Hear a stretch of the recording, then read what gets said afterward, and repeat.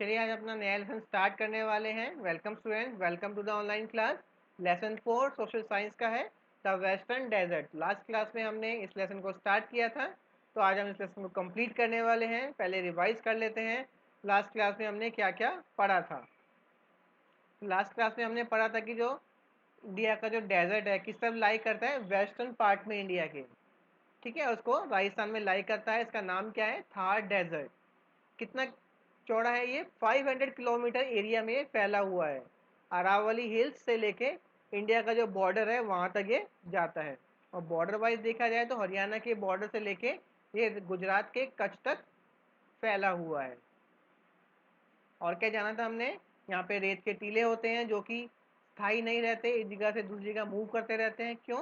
क्योंकि यहाँ पे रेतीले तूफान बहुत ज़्यादा आते हैं जो कि पूरी की पूरी मिट्टी उड़ा के ले जाते हैं, और जहाँ सारा इकट्ठा हो जाता है वहाँ पे एक नया टीला बन जाता है। यहाँ पर बारिश भी बहुत कम होती है, जिसकी वजह से ये रेगिस्तान बना है। और जो यहाँ पे वेजिटेशन होती है, पेड़ पौधे उगते हैं, वो भी झाड़ियाँ, कांटेदार झाड़ियाँ ही उगती हैं यहाँ पे। और कभी कभी ऐसा होता है कि ग्राउंड जो वाटर है, ज़मीन का जो पानी है, वो बाहर की तरफ आ जाता है। ठीक है, और एक पूल की तरह, एक पॉन्ड की तरह बन जाता है। उसे क्या कहते हैं? हम ओएसिस कहते हैं उसे। देख सकते हैं आप सामने स्क्रीन पर, यहाँ पे पिक्चर है। ठीक है, देखिए पानी है यहाँ पे थोड़ा बहुत। तो जहाँ पानी होता है उसके आसपास थोड़ी बहुत पेड़ पौधे भी उग जाते हैं। तो कौन कौन से मिलते हैं यहाँ पर?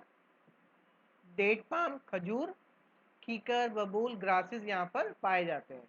और जहाँ पानी होता है उसके आसपास लोग भी अपना घर बना लेते हैं, छोटे मोटे गांव भी बन जाते हैं।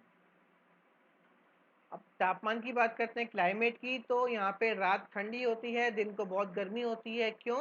क्योंकि जो रेत है वो गर्म भी जल्दी होती है और ठंडी भी जल्दी होती है। यहाँ पर कोई परमानेंट रिवर नहीं है। यहाँ पर रिवर्स है, यहाँ की परमानेंट नहीं है। क्यों? क्योंकि यहाँ पे बारिश ही बहुत कम होती है, इसलिए रिवर भी बहुत कम है यहाँ पे। एक ही रिवर यहाँ लाई करती है, लूनी रिवर, जो कि सीजनल है। सीजनल मतलब हर समय नहीं रहती है वो, जब बारिश होती है थोड़ी बहुत तभी ये रिवर होती है। उसके बाद कैमल की बात करते हैं, तो यहाँ पे सबसे ज़्यादा कैमल यूज़ किए जाते हैं एक जगह से दूसरी जगह जाने के लिए। इनको शिप ऑफ द डेजर्ट भी कहा जाता है। क्यों? क्योंकि जो इनके पैर होते हैं रेत में चलने के लिए बहुत बढ़िया होते हैं, रेत में आसानी से चल पाते हैं, और इनको ज़्यादा खाने की जरूरत नहीं पड़ती सफ़र के दौरान। ये चलने से पहले ही खाना खा लेते हैं, जो अगले 4-10 दिन के लिए चल जाएगा। चलिए स्टार्ट करते हैं आज का काम यहाँ से।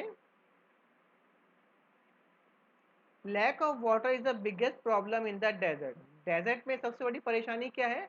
Lack of water. यहाँ पे पानी की बहुत ज़्यादा कमी होती है। So our government is making serious attempt to change the life of the people. इसलिए जो सरकारें हैं, राज्य सरकार है, केंद्र सरकार है, कुछ कदम उठाए हैं ताकि यहाँ के लोगों की ज़िंदगी को संवारा जा सके। Water is being brought in the western desert from the river Sutlej and its tributaries through canal.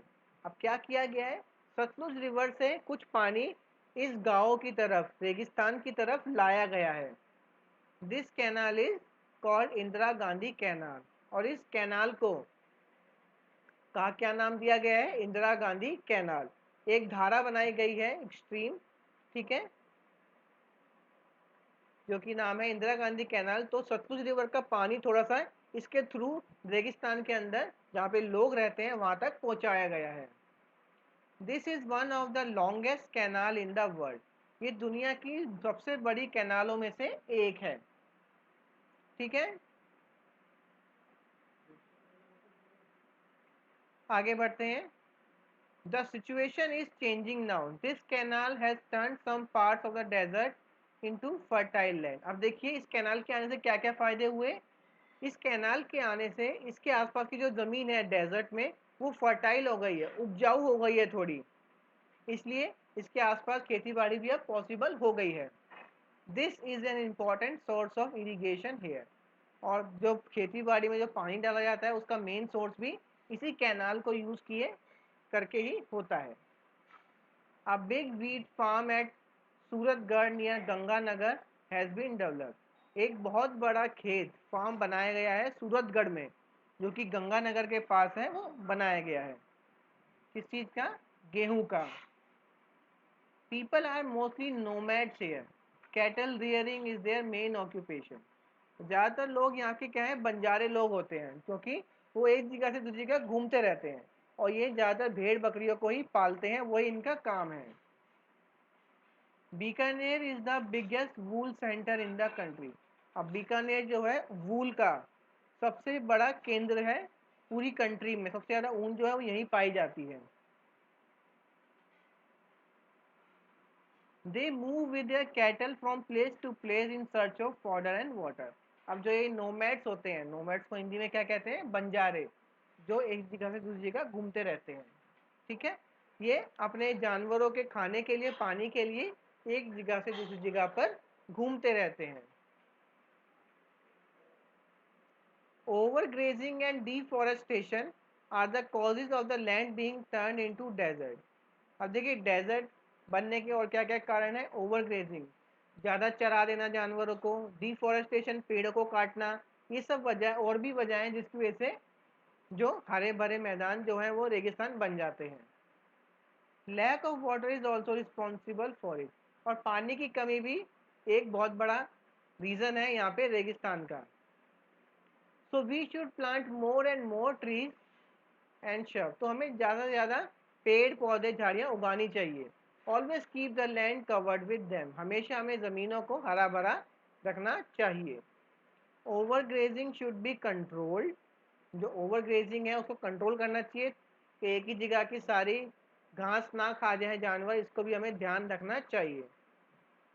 Only then we can maintain the quality and fertility of soil. अगर हम ओवर ग्रेजिंग, डिफॉरेस्टेशन, इन सब पे नज़र रखें, इनका ध्यान रखेंगे, तभी किसी भी ज़मीन की, मिट्टी की क्वालिटी और उसकी गुणवत्ता बनाई रखी जा सकती है। इसलिए हमें इन सब चीज़ों को कंट्रोल में रखना बहुत ज़रूरी है। समझ में आया पूरा लेसन आप सभी को? चलिए इसकी एक्सरसाइज पे आते हैं अब हम। Right two sentences about each of them following. अब देखिए इनके बारे में हमें दो सेंटेंस लिखने हैं। चलिए लिख देता हूँ मैं, आप कॉपी कर लीजिएगा और उसके बाद मैं समझा दूंगा आपको।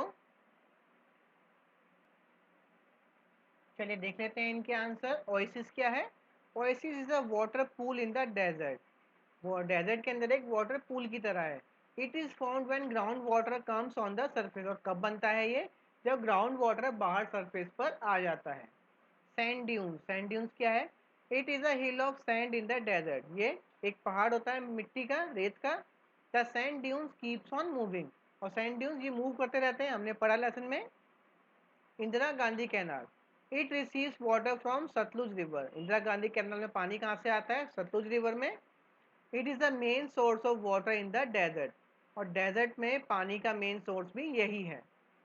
सूरतगढ़, सूरतगढ़ क्या था? It is a wheat farm, एक गेहूं का फार्म था ये।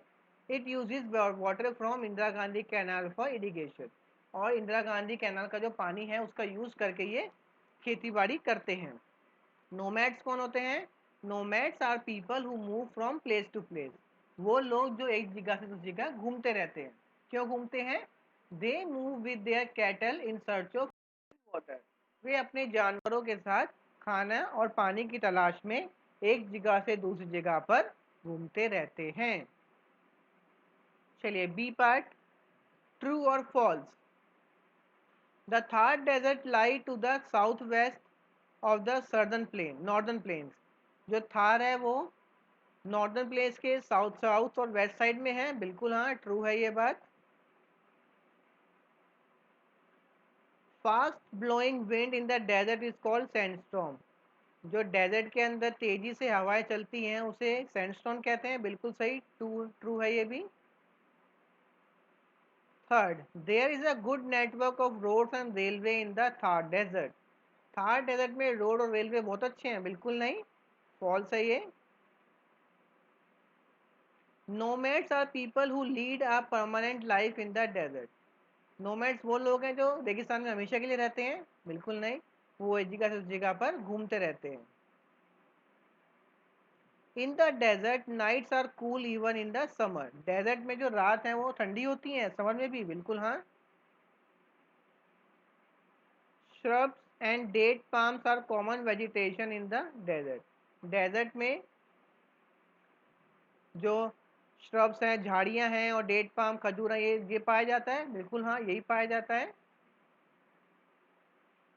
Fill in the blank. The Thar desert extends from the dash in the east to the border in the west. Thar desert के एक्सटेंशन क्या है? Aravalli hills,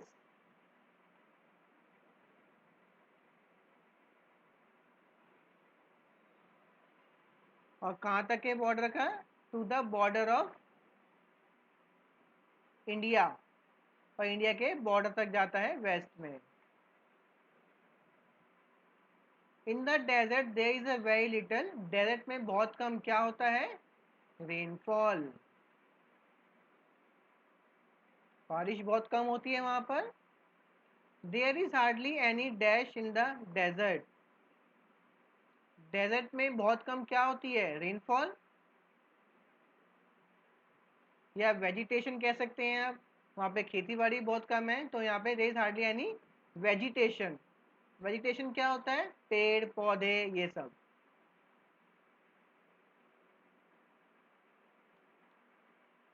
the dash keep on from place to place, एक जगह से दूसरी जगह कौन मूव करता रहता है?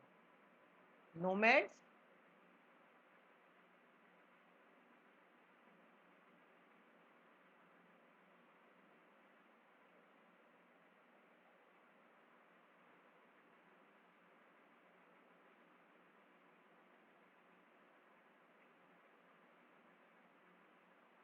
A big dash farm at Suratgarh near Ganganagar has been developed. A big wheat farm, गेहूं का।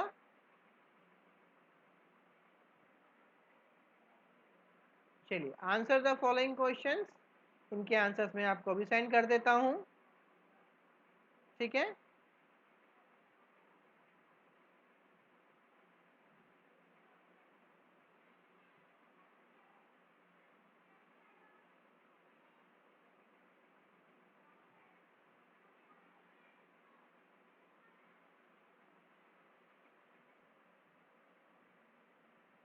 तो ये हैं क्वेश्चन आंसर लेसन 4 के आपके, आप यहाँ पे देख सकते हैं। यहाँ से देख के आप लिख सकते हैं, वीडियो को पॉज कर लीजिएगा और यहाँ से नोट कर लीजिएगा आंसर और क्वेश्चंस भी, ठीक है? नीचे भी हैं और, तो वीडियो को पॉज कर लीजिएगा यहाँ पर या इससे पहले, और अपने क्वेश्चन आंसर को नोटबुक में नोट कर लीजिएगा, ठीक है? तो चलिए आगे बढ़ते हैं अब हम।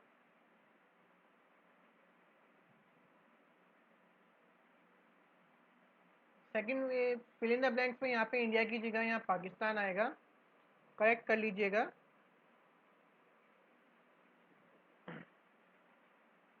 Clear?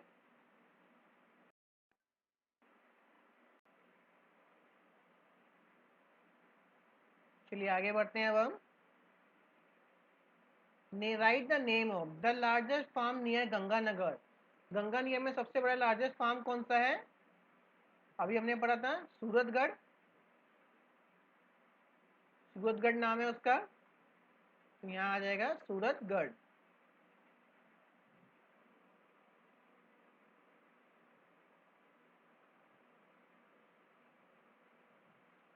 One of the biggest wool centre of our country, हमारी कंट्री का सबसे बड़ा एक बहुत बड़ा वूल सेंटर कौन सा है? अभी हमने पढ़ा था,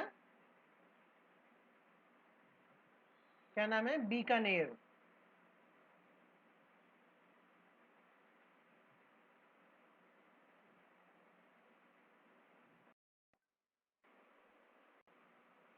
यहाँ आ गया Bikaner.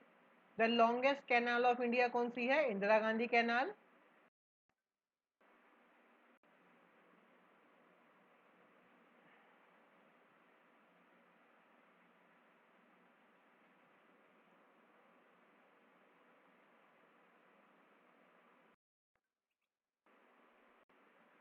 The largest desert in the world, पूरी दुनिया में सबसे बड़ा डेजर्ट कौन सा है? सहारा डेजर्ट, ये अफ्रीका में है।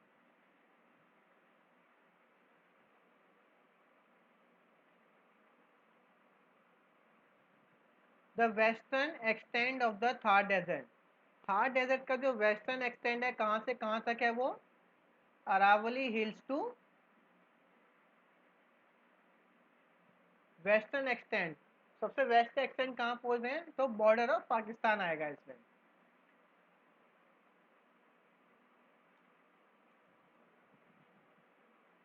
पाकिस्तान के बॉर्डर तक है। क्लियर। तो यहाँ पे हमारा लेसन ये कंप्लीट हो गया है, सारा काम इसमें हमने कर लिया है, बुक का काम भी और नोटबुक का काम भी मैंने आपको दिखा दिया है। तो इस लेसन को अपनी बुक में और नोटबुक में आप कंप्लीट कर लीजिएगा। क्लियर। हम नेक्स्ट क्लास में मिलते हैं, तब तक आप सब अपना अच्छे से ख्याल रखिए, अपना ध्यान रखिए। Thank you.